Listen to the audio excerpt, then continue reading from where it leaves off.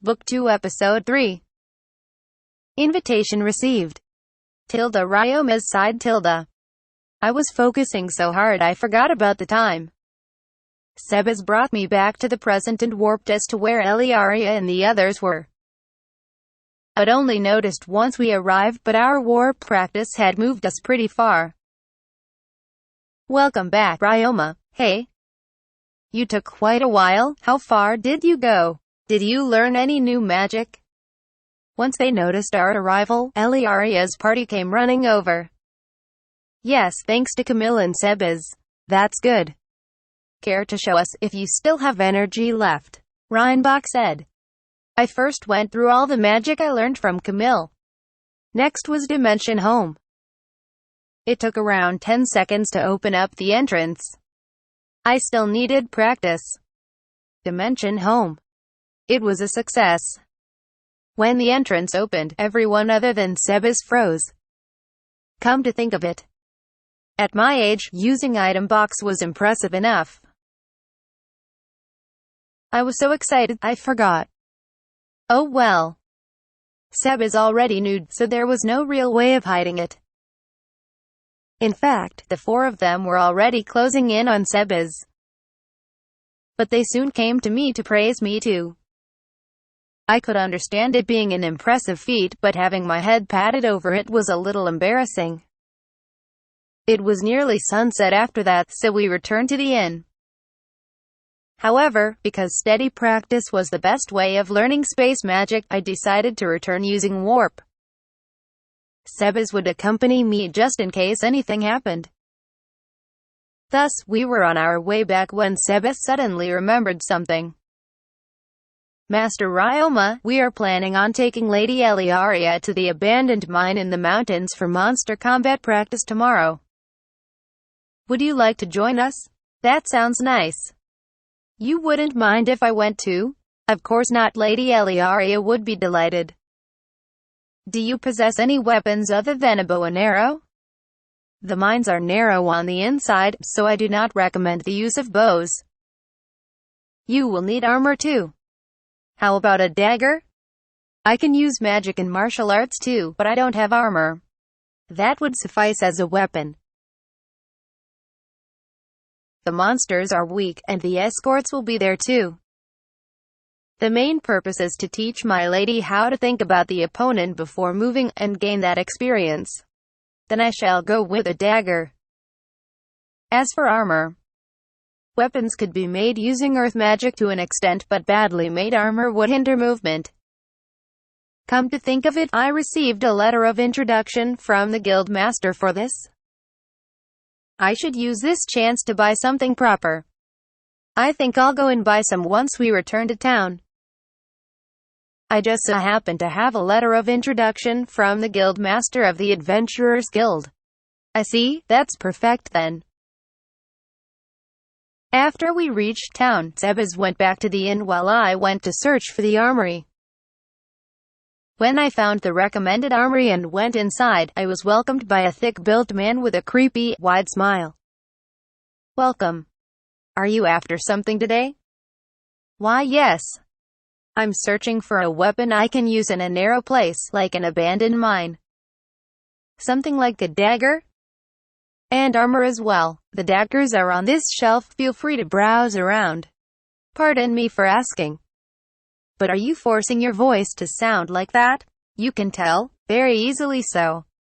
His smile had collapsed within seconds, leaving a peculiar expression on his face. When I informed the man of this, he immediately looked surly. Arg, enough of that. Sorry, kid. Friend of mine told me I was too gruff, so I tried being friendly. Just wasn't in my nature. I see. By the way, this is the Digger Armory, right? Yeah, that's right. What about it? I received a letter of introduction from the Adventurers Guild Guildmaster. He told me to come here and show you this. War organ? Now ain't that odd? You're a newbie, right? We're not a cheap place, though our quality is guaranteed. You have cash? Yes, I don't know the value of weapons, but I can pay up to 30 small golds. That's more than enough, then.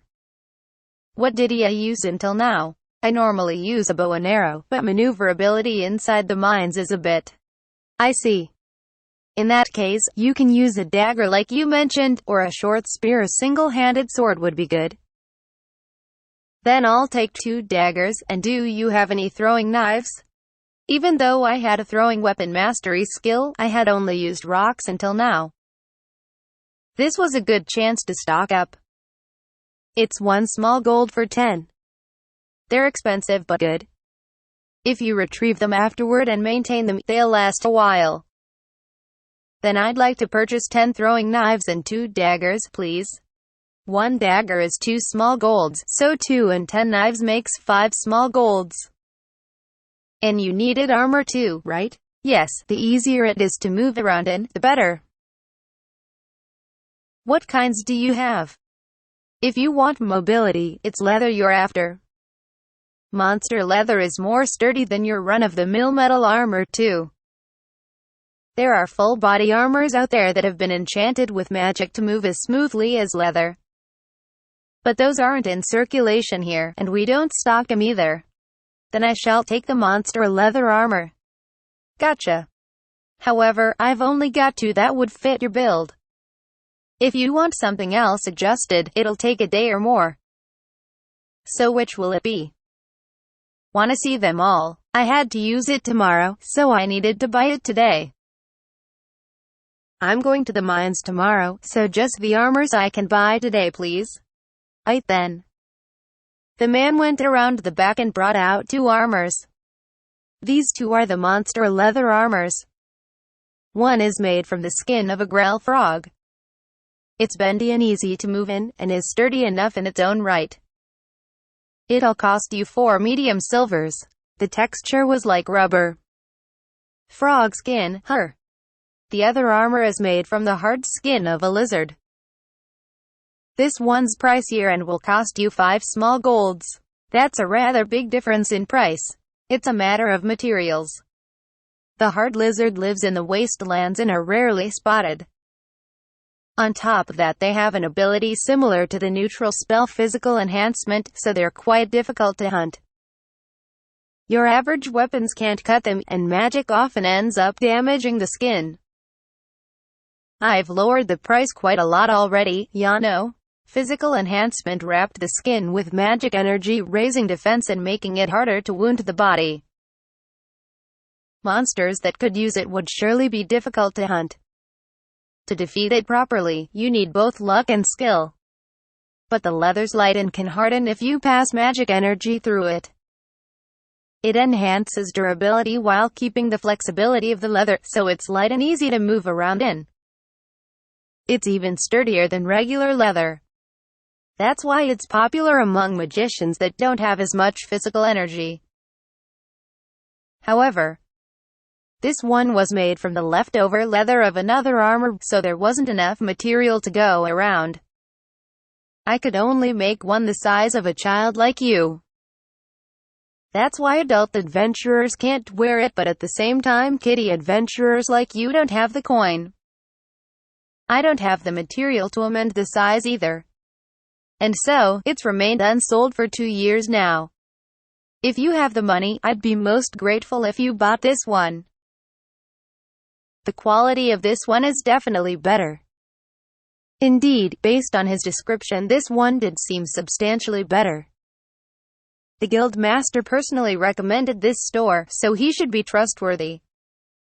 I understand. I'll take the hard lizard armor. Much thanks. Your weapons and armor come to a total of 10 small golds.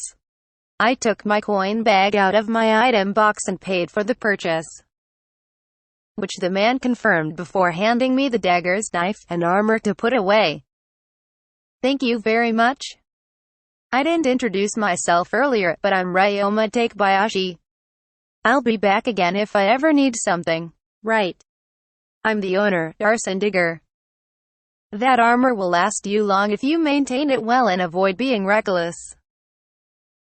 Once you outgrow it, come back to buy another. I'll give you a discount next time. I thanked him for his words and returned to the inn. The next day, We set out for the abandoned mines early in the morning, rattling along in the carriage. The path gradually grew bumpier, but the weather was pleasant and we should be arriving soon, since it was roughly 3 hours travel from the town. Quote. I wonder why. Eliaria seemed to be acting strangely. She was sitting beside me, but she hadn't spoken much since breakfast, seemingly deep in thought. My lady, are you all right? Yes, I'm fine. At least she didn't appear to be sick. Maybe she was nervous. Is it possible that you haven't fought with monsters before? And this is your first time? That's not true. I wouldn't say I've had a lot of experience. But, then you should relax a little, Ilya. Grandfather, that's right, you won't sound convincing at all if you don't calm down a little. Not you too, mother. Ha ha ha, it's been a while since the last time, after all. We'll be arriving soon. Shall we go over what we're doing today? Figuring it would be more distracting than doing nothing, Reinhard began to speak. First, the place we're heading to is called the North Gimel Mine. As its name implies, it's a mine located to the north of Gimel town, and it's been abandoned already. Now, what is our goal there? To investigate the mines. We need to gather information before we can put out a cleanup request at the Adventurers Guild. And it'll also be practice for me. That's correct. Normally we'd be able to reference the regular patrol reports from the public office, but after the investigation the other day, we found they'd been dipping their hands into the funds for the northern mines too. The reports won't be as reliable. That's why we'll be going through several mine shafts to gather information on the monsters we see inside, then use that to make a request for the Adventurers Guild. It was unclear how many monsters there would be inside the entirety of the North Mines, but eliminating them all would be a large job spanning over several days. That's why today was both practice and a simple investigation. The reports from the public office weren't reliable, but there had been no sightings of high-rank monsters discovered. It would be good practice for a child. I swayed with the carriage as I looked between the nervous Eliaria and blue sky outside the window.